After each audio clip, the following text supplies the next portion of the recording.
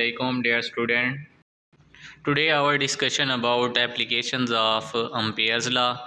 Ampere law are used to calculate the magnetic field of different shapes like that solenoid, toroidal and other. तो हमारे पास जो last time हमने Ampere's law को पढ़ा था उसके एप्लीकेशंस हमने करने हैं। उन एप्लीकेशंस में से सबसे पहले हमारे पास टोरॉइड आ जाता है। टोरॉइड क्या है? ये भी हमारे पास एक सोलिनॉइड है। इस सोलिनॉइड को हम क्या कर देते हैं, टर्न कर देते हैं सर्कुलर के अंदर, डोनट शेप के अंदर, जैसे डोनट होता है तो वो हमारे पास क्या बन जाता है, एक टोरॉइड बन जाता है। तो यहाँ पे इसकी डेफिनेशन यहाँ पे आपको ये नज़र आ रही है, जिसमें the toroid is a solenoid bent into a shape of hollow doughnut is called toroid. कि आप जो हमारे पास सोलिनॉइड था उसको हम इस तरह बेंड कर दें कि वो हालो डोनट शेप क्या कर ले, बना ले, तो उसको हम क्या कहते हैं, टोरॉइड कहते हैं। तो ये क्या है, एप्लीकेशन है किसका, हमारे पास अम्पेयर्स लॉ का, कि इसको हम क्या कर, अम्पेयर्स लॉ जो होता है वो हमारे पास मैग्नेटिक फील्ड को कैलकुलेट करने के लिए इस्तेमाल किया जाता है। जैसे हमारे पास गाज लॉ था वो इलेक्ट्रिक फील्ड को कैलकुलेट करने के लिए इस्तेमाल किया जाता था। तो यहाँ पे हमारे पास है एप्लीकेशंस ऑफ अम्पेयर्स लॉ, और अम्पेयर्स लॉ के उन एप्लीकेशन में से हम दो एप्लीकेशन यहाँ पे डिस्कस कर रहे हैं। एक हमारे पास है टोरॉइड्स, टोरॉइड्स के अंदर हम मैग्नेटिक फील्ड को कैलकुलेट करना है, और दूसरा हमारे पास है सोलिनॉइड, उसके अंदर भी हमने क्या करना है, मैग्नेटिक फील्ड जो है या मैग्नेटिक इंडक्शन जो होती है बी, उसको हमने क्या करना है, कैलकुलेट करना है। तो ये हमारे पास यहाँ पे टोरॉइड की डेफिनेशन है। इसके साथ ये हमारे पास जो है ना, हमने एक्सप्रेशन कैलकुलेट करनी है टोरॉइड के लिए। तो ये हमारे पास क्या है, टोरॉइड है, जो कि यहाँ पे आपको नज़र भी आ रही है ब्लैक कलर में। तो यहाँ पे देखें हमारे पास एक सोलिनॉइड था, स्ट्रेट था, उसको हमने क्या कर दिया, बेंड कर दिया। ये बेंड किस फॉर्म में हमने किया हुआ है, यहाँ पे आपको नज़र आ रहा है डोनट शेप के अंदर। ये जो डोनट शेप है यहाँ पे डोनट शेप के अंदर यहाँ पे देखें इसके दो टर्मिनल नज़र आ रहे हैं। एक यहाँ से करंट क्या कर रहा है, यहाँ से फ़्लो कर रहा है, और दूसरा यहाँ से करंट क्या आ रहा है, आउटवर्ड आ रहा है। और इस डोनट शेप के अंदर जब हमने इसको बेंड किया हालो डोनट शेप के अंदर, ये देखिए अंदर से क्या है, ये हालो है, तो इसलिए इसको क्या कहा जा रहा था कि हमने सोलिनॉइड को डोनट बेंड शेप के अंदर इसको हमने कन्वर्ट कर दिया है, जिसका अब ये देखें सर्कुलर फॉर्म के अंदर हो गया है।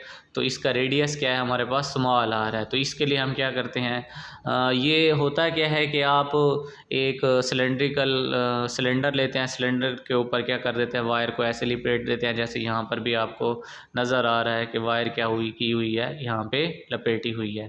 तो इस तरह हम लपेट के जो है ना सोलिनॉइड, एक्चुअली जो सोलिनॉइड होता है स्प्रिंग होता है, स्प्रिंग भी हमारे पास एक सोलिनॉइड है, हम उसको क्या कर देते हैं, एक डोनट शेप के अंदर, सर्कुलर शेप के अंदर हम क्या कर देते हैं, कन्वर्ट कर देते हैं। तो हमारे पास वो क्या बन जाता है, टोरॉइड बन जाता है। तो इसी की हमने क्या करनी है, एक्सप्रेशन कैलकुलेट करनी है। तो अगेन इसकी डेफिनेशन यहाँ पे है, a toroid is a solenoid bent into a shape of hollow doughnut. के हमारे पास जो हालो डोनट है उसकी शेप में हम सोलिनॉइड को जब बेंड कर देते हैं तो हमारे पास क्या बन जाता है, टोरॉइड बन जाता है। Let us consider a toroidal solenoid of average radius R, जिसका आपको यहाँ पर भी नज़र आया है कि जिसका स्मॉल जो एवरेज रेडियस है वो हमारे पास स्मॉल आर है। हैविंग सेंटर ओ, जिसका सेंटर भी क्या है हमारे पास, ये ओ इसका सेंटर है, ये वाला यहाँ पे जो मैंने इंडिकेट कर दी है। और कैरिंग करंट आई, और उसमें से करंट देखें, कैरी करंट जो है वो आई फ्लो कर रहा है। तो करंट की वजह से हमारे पास क्या होता है, मैग्नेटिक फील्ड होता है। जैसे ही आप करंट को चेंज करते हैं वैसे ही मैग्नेटिक फील्ड जो होता है वो भी आपके पास क्या हो जाता है, चेंज हो जाता है। तो changing magnetic field is equal to direct, जो मैग्नेटिक फील्ड होती है वो करंट के डायरेक्टली प्रोपोर्शनल होती है। तो हम यहाँ पे करंट की वजह से मैग्नेटिक फील्ड पैदा होगी, मैग्नेटिक फ्लक्स होगा। तो हम अम्पेयर्स लॉ को इस्तेमाल करते हुए क्या लेंगे हम, कि क्लॉकवाइज डायरेक्शंस के अंदर हम क्या करते हैं, एक लूप कंसीडर करते हैं, एम्पेरियन लूप। और ये देखें अम्पेयर्स लॉ यूज़ कर रहे हैं तो ये जो लूप बनेगा उस लूप को हम क्या, क्लोज जो लूप होता है ना उसको हम, ये हमेशा याद रखना कि जो एम्पेरियन लूप होगा वो आपके पास क्या होता है, क्लोज लूप होता है, और उसी को हम क्या कहते हैं, एम्पेरियन लूप कहते हैं। यहाँ पे अगर शेप क्लोज नहीं है तो यहाँ पे आप अम्पेयर्स लॉ इस्तेमाल नहीं कर सकते। अम्पेयर्स लॉ जो है क्लोज शेप के लिए यहाँ पे क्या करना है, मतलब आपने क्लोज शेप ही लेनी है इसके अंदर, तो तभी मतलब वैसे तो आप मैग्नेटिक अम्पेयर्स लॉ को मैग्नेटिक फील्ड के लिए इस्तेमाल करते हैं, लेकिन उसमें अम्पेरियन लूप जो होता है वो हमेशा क्या होगा, क्लोज फॉर्म में होगा, ताकि उसमें से करंट क्या कर सके, फ्लो कर सके। क्यों क्लोज फॉर्म में होगा, क्योंकि हमारे पास जो मैग्नेटिक फील्ड लाइंस होती हैं वो सर्कुलर होती हैं, जहाँ से भी प्रोड्यूस हो रही हूँ वो हमारे पास क्या होंगी, magnetic field lines circular form के अंदर होती हैं। तो हम एक इम्पेरियन लूप देते हैं। ये जो हमारे पास यहाँ पे नज़र आ रहा है, ये सारा आपको, ये ब्लैक क्या है, ये इम्पेरियन लूप है जिसका रेडियस क्या है, आर है। और इसके बाद हमारे पास traverse it into a clockwise जो डायरेक्शन है, क्लॉकवाइज डायरेक्शंस के अंदर हम इसको क्या करते हैं, ट्रैवर्स करते हैं। और इन इट क्लॉकवाइज डायरेक्शंस के अंदर let n be the number of turns of the toroid, के हमारे पास जो एन है, अगर ये जो आपको कॉइल्स की टर्न्स नज़र आ रही हैं, ये वाले टर्न्स कहते हैं बल देना, तो ये आपको जो टर्न्स नज़र आ रही हैं, जहाँ पे मैंने ये आपके पास टिक का निशान लगाया है, कि ये सपोज करें कि आपके पास n नंबर ऑफ़ टर्न्स हैं, तो इसमें से करंट I फ्लो कर रहा है, तो n को I से मल्टीप्लाई कर देते हैं, तो n नंबर ऑफ़ टर्न्स में से वो करंट क्या कर रहा होगा, फ्लो कर रहा होगा। तो देखें वो करंट फ्लोइंग थ्रू टोरॉइड क्या है, हमारे पास एन आई है अकॉर्डिंग टू एम्पियर्स लॉ। अब हमने क्या करना है, जैसे वहाँ पे हम क्या यूज़ करते थे, गाज लॉ इलेक्ट्रिक फील्ड कैलकुलेट करने के लिए इस्तेमाल करते थे, यहाँ पर हमारे पास एम्पेयर्स लॉ है, और एम्पेयर्स लॉ को हम क्या करेंगे, मैग्नेटिक फील्ड या मैग्नेटिक इंडक्शन के कैलकुलेट करने के लिए इस्तेमाल करेंगे। तो वही हम अब क्या करते हैं, एम्पेयर्स लॉ को इस्तेमाल करते हैं। तो यहाँ पे एम्पेयर्स लॉ हमारे पास क्या है, एम्पेयर्स लॉ यही है कि क्लोज इंटेग्रल, उसमें क्या होता है, मैग्नेटिक फील्ड और डेल एल जो कि क्या है, लेंथ ऑफ एलिमेंट है, वो उनका डॉट प्रोडक्ट वो हमारे पास किसके इक्वल होता है, म्यू नॉट परमिएबिलिटी और एन आई के इक्वल होती है। यहाँ पे म्यू नॉट क्या है, परमिएबिलिटी है, और बीटा आपके पास और d l r in same direction. जब सेम डायरेक्शन के अंदर होते हैं, मतलब कि आपके पास जो बी है वो भी, और जो आपके पास यहाँ पे डी एल है, ये भी दोनों क्या है, सेम डायरेक्शन के अंदर हैं। तो एंगल यहाँ पे इनके दरमियान क्या होगा, थीटा, और थीटा क्या होगा आपके पास, वो होगा 0 डिग्री। यहाँ पे थीटा कितना होगा, 0 डिग्री। जब थीटा 0 डिग्री है तो कॉज डॉट प्रोडक्ट के अंदर यहाँ पे क्या आता है, कॉज आता है। तो यहाँ पे देखें कॉज इन्वॉल्व हो रहा है, कॉज 0 क्या होता है, हमारे पास 1 होता है। तो ये वाली लेफ़्ट साइड के ऊपर ये जो बी डॉट डी एल आया है, तो ये आपके पास इसके दरमियान एंगल, क्योंकि ये दोनों सेम डायरेक्शंस के अंदर हैं, इनके दरमियान एंगल 0 डिग्री है, और कॉज 0 क्या होता है, मैक्सिमम वैल्यू देता है। तो हमारे पास कुछ इक्वेशन ये आ जाती है। अब देखें इसी इक्वेशंस के अंदर, इसी को जो इक्वेशन 1 है उसकी लेफ़्ट साइड हमने ली है। जब लेफ़्ट साइड में ली है तो हमारे पास बी जो मैग्नेटिक फील्ड है वो तो कांस्टेंट रहेगी, वो चेंज नहीं होगी। लेकिन जो चेंज होना है वो आपके पास डेल एलिमेंट लेना है, कि हर एलिमेंट के लिए क्या होगा, डिफरेंट मैग्नेटिक फील्ड तो सेम होगी, लेकिन एलिमेंट क्या होगा, डिफरेंट होगा, अगर टुकड़ों में आपने डिवाइड किया हुआ है। तो इसलिए क्लोज इंटेग्रल आपके पास डेल एल आ जाता है, क्योंकि चेंज क्या हो रहा है, वो आपके पास डेल एल चेंज हो रहा है। तो यहाँ पे हमारे पास जो डेल एल है वो लेंथ के इक्वल है, जो कि हमारे पास क्या आ जाता है, लेंथ क्या होगी, कि अगर उसी टोरॉइड को हम काट के ऐसे स्ट्रेट कर दें, तो जब स्ट्रेट करते हैं तो हमारा उसका क्या होता है, सरकमफेरेंस होता है। सरकमफेरेंस मतलब डेल एल जो है, यहाँ पे आपको क्या बताया गया है, उसकी वैल्यू डेल एल की है वो 2 पाई आर है, जो कि सरकमफेरेंस के इक्वल है। तो अब यहाँ पे बी डॉट डेल एल की जो वैल्यू आई है वो ये आई है हमारे पास, B dot 2 pi R, equation 2 I है। तो फ्रॉम इक्वेशन 1 एंड 2, जब इक्वेशन 1 और 2 को आपस में क्या करते हैं, वैल्यूज़ पुट करते हैं इक्वेशन 1 के अंदर इक्वेशन 2 की, तो हमारे पास आ जाता है B mu 2 pi R is equal to mu not an I. तो यहाँ पे हमारे पास हमने क्योंकि मैग्नेटिक फील्ड कैलकुलेट करनी है, तो 2 पाई आर यहाँ पे क्या हो जाएगा, इस साइड पे आके डिवाइड हो जाएगा। तो उसको हम देखते हैं। देखें हमने क्या किया है, B is equal to mu not an I over 2 pi r. यहाँ पे ये जो हमारे पास यही हमने क्या करनी थी, कैलकुलेट करनी थी, ये हमारे पास क्या है, मैग्नेटिक इंडक्शन है बी। और इसको और भी मज़ीद हम सिंप्लीफाई कर सकते हैं, क्योंकि आपके पास नंबर ऑफ़ टर्न्स जो होगी और जो सरकमफ्रेंस होगा वो क्या होगा, कांस्टेंट होगा।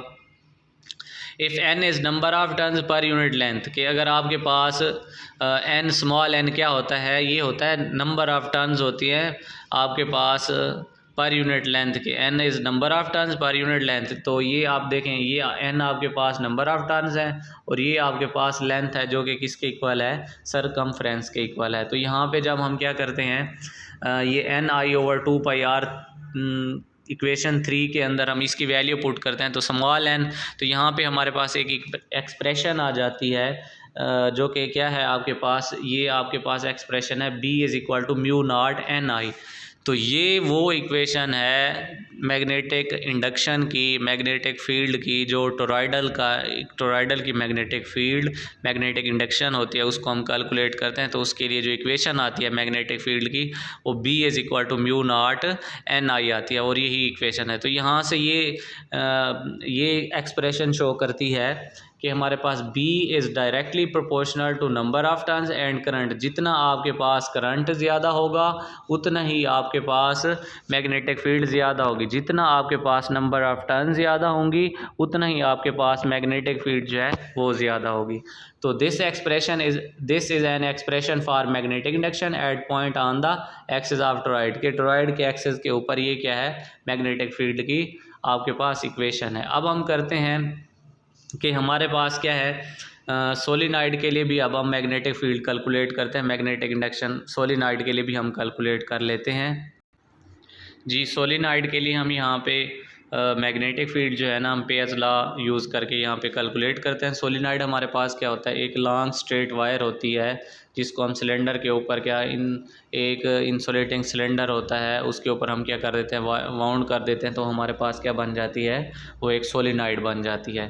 तो यहाँ पे आपको डायग्राम यहाँ से एक्सप्लेन कर लेते हैं कि ये जो है देखें, एक सिलेंडर है ये वाला, ये जो आपको नज़र आ रहा है ये हमारे पास क्या है, एक सिलेंडर है। इस सिलेंडर के ऊपर ये देखें, ये वाली जो आपको ब्लैक है ये वायर क्या की गई है, वाउंड की गई है ऐसे, और इसी को क्या किया गया है, यहाँ से बैटरी के साथ कनेक्ट किया गया है। जो बी टर्मिनल है वो पॉजिटिव है और जो आपके पास ए टर्मिनल है वो किससे, नेगेटिव से जुड़ा हुआ है। तो यहाँ से क्या फ़्लो कर रहे हैं, इलेक्ट्रॉन्स फ़्लो कर रहे हैं। यहाँ पे ई नेगेटिव लिखा हुआ है, ये इलेक्ट्रॉन्स फ़्लो कर रहे हैं। जैसे इसमें से करंट फ़्लो करेगा, ये हमारे पास कंडक्टर की वायर है, तो जैसे इसमें से करंट फ़्लो करेगा तो आपके पास क्या हो जाएगा, करंट के फ़्लो करने से मैग्नेटिक फील्ड प्रोड्यूस होगी। तो जब मैग्नेटिक फील्ड प्रोड्यूस होगी करंट की वजह से, तो आपको ये रेड लाइंस जो नज़र आ रही हैं ये वाली सर्कुलर, ये आपके पास यहाँ पे मैग्नेटिक फील्ड प्रोड्यूस की गई है। तो हाँ, हम क्या करते हैं, इस सोलिनॉइड का कुछ पार्ट ले लेते हैं ऐसे टुकड़ा, ये जो आपको रेक्टेंगल एक ले लेते हैं, कुछ पार्ट वो है ABCD। और अब यहाँ पे एक साइड ये हो गई आपके पास, एक साइड ये हो गई, एक साइड ये हो गई, एक साइड ये हो गई। तो यहाँ पे हम ये देखते हैं कि कहाँ पे मैग्नेटिक फील्ड और जो आपके पास लेंथ है वो कहाँ पे सेम डायरेक्शंस के अंदर हैं और कहाँ पे परपेंडिकुलर हैं, कहाँ पे एंटी पैरेलल हैं और कहाँ पे हमारे पास पैरेलल हैं। तो ये सारी चीज़ों को हम क्या करते हैं, एक्सप्लेन करते हैं, इसके अंदर देखते हैं और इसकी मदद से ही हम क्या करते हैं, जो सोलिनॉइड है उसकी मैग्नेटिक फील्ड है उसको हम कैलकुलेट करते हैं। तो ये डायग्राम आपको समझ आई।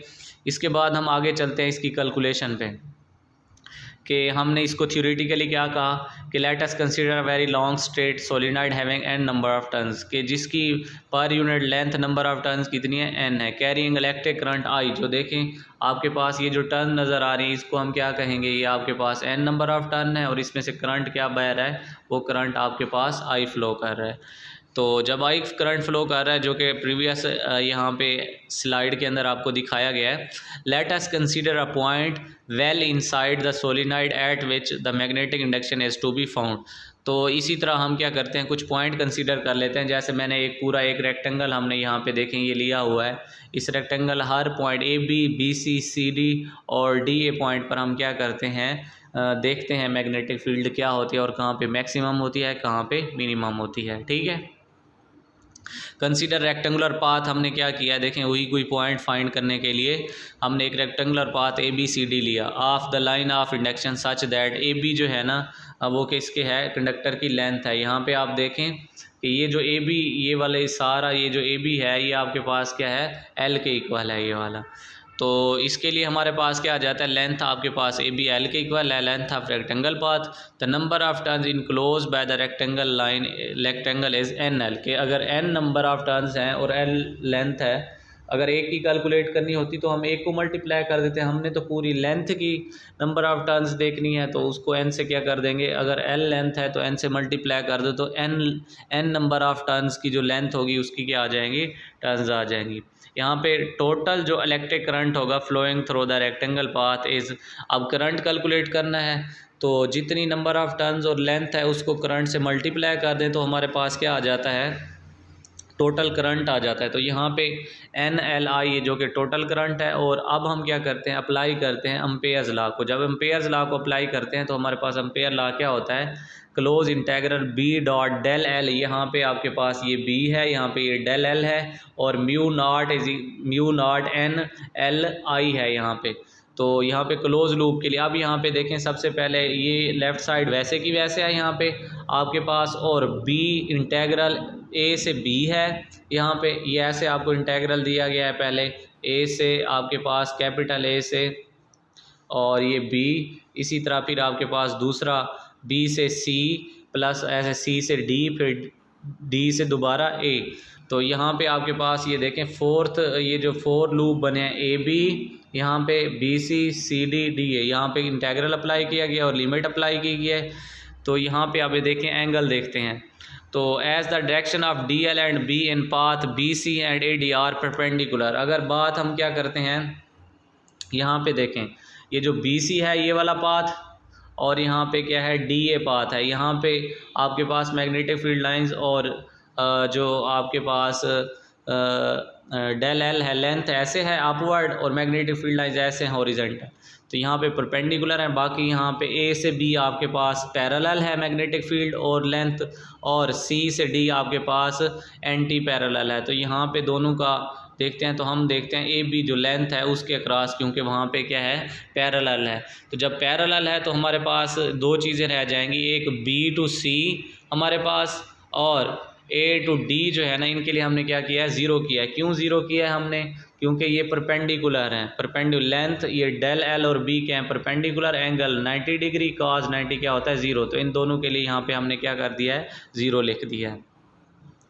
Near the ends of solenoids the lines of field are crowded, के आपके पास जो नियर एंड्स, अगर सोलेनॉइड के एंड्स की बात करें तो वहाँ पे आपके पास जो लाइंस ऑफ फील्ड होती हैं वो क्राउडेड होती हैं। While for the rest of the space the lines are so widely spaced that the magnetic field is negligible. तो आपके पास C से D जो है वो वाला पोर्शन भी आपके पास क्या हो जाएगा, वो भी ज़ीरो होगा, क्योंकि एंड पर क्या होती हैं, निग्लिजिबल क्राउडेड होती हैं, और जबकि दूसरे रेस्ट एरिया पे क्या होते हैं, वाइडली स्पेस्ड होती हैं। तो उसके लिए हम C से D के लिए भी क्या ले रहे हैं, ज़ीरो।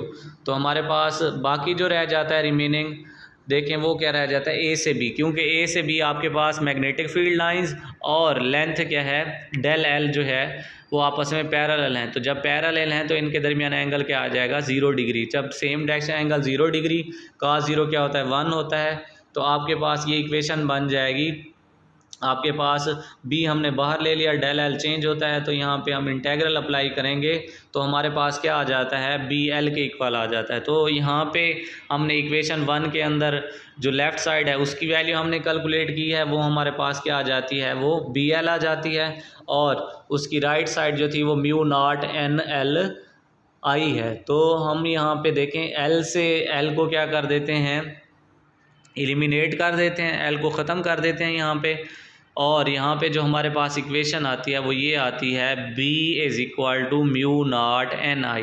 तो यहाँ से ये पता चलता है कि आपके पास जो मैग्नेटिक फील्ड है वो डायरेक्टली प्रोपोर्शनल है किसके, नंबर ऑफ टर्न्स के। मैग्नेटिक फील्ड आपके पास जो है वो डायरेक्टली प्रोपोर्शनल है करंट के, और आपके पास वो परमिएबिलिटी यहाँ पे कांस्टेंट है। तो जितना यहाँ पे आप क्या करोगे, करंट इंक्रीज़ करोगे, उतना ही आपके पास मैग्नेटिक फील्ड क्या होती जाएगी, इंक्रीज़ होती जाएगी। जितनी आप नंबर ऑफ़ टर्न्स को इंक्रीज़ करोगे उतनी ही आपके पास मैग्नेटिक फील्ड की जो स्ट्रेंथ है वो क्या करती जाएगी, इंक्रीज़ करती जाएगी। तो लास्ट में हमारे पास है this is an expression for magnetic induction eight a point on the axis. जो प्रीवियस इक्वेशन हमने निकाली है यही इक्वेशन के बारे में बताया जा रहा है, B is equal to mu naught NI।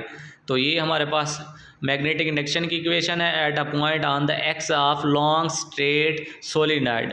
Well inside it, कि ये सोलिनॉइड के अंदर है बिल्कुल, ए भी जो है ना वो पैरेलल है और क्या है, सोलिनॉइड के अंदर है। इसी तरह हमारे पास नियर एंड्स पर क्या इक्वेशन होगी, नियर एंड्स पे हाफ हो जाती है।